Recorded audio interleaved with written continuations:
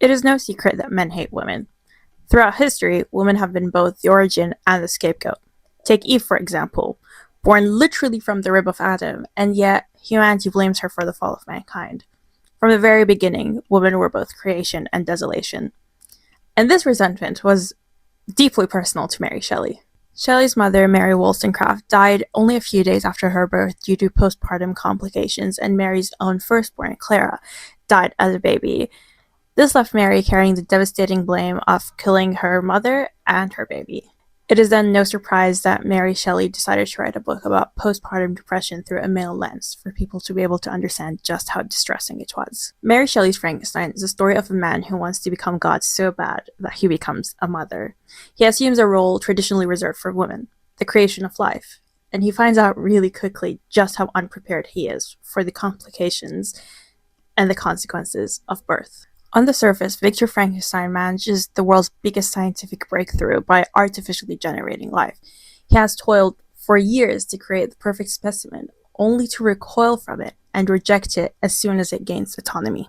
Victor describes the moments before the creature awakens, the labor, as an anxiety that almost amounted to agony, and the awakening, the birth, of the creature, as it breathed hard and a convulsive motion agitated its limbs, mirroring exactly how a baby would be acting moments after its birth.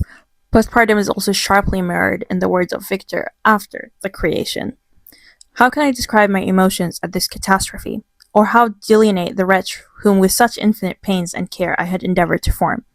I had desired it with an ardor that far exceeded moderation, but now that I had finished, the beauty of the dream vanished, and breathless horror and disgust filled my heart. This shift from anxious anticipation to revulsion resembles similarly the chemical response that many mothers have to seeing their newborn, despite the fact that they are told that they will be chemically or biologically wired to love their child as soon as they see them. And that is usually when the fear seeps in. Victor's story as an allegory for postpartum is also reinforced by the vivid dreams that Victor has following the creation. Dreams that so similarly echo the ones that Mary had after the death of her first child. She writes of those haunting moments of bringing her baby back to life. She says, "Dreamt that my little baby came to life again, that it had only been cold, and that we rubbed it before the fire, and it lived. Awake, and find no baby." Victor reiterates this by describing his nights as dreams that had been food and pleasant rest for so long a space were now become a hell to me.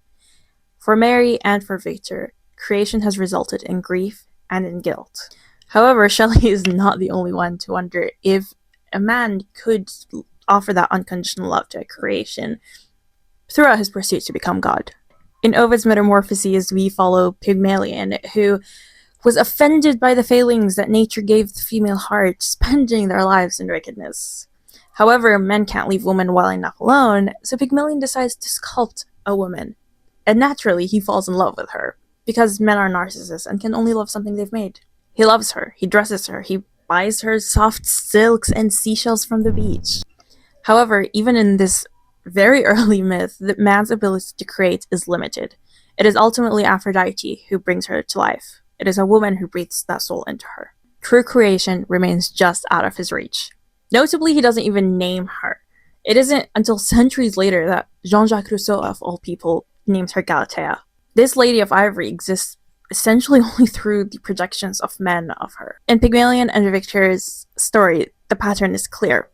They both attempt to substitute women through rejecting them, and yet fail to offer love and acceptance to their creation once it gains autonomy. And while many view the story of Galatea, if we can call her that, as romantic, in most retellings, Pygmalion rejects her. He is horrified by her and disgusted.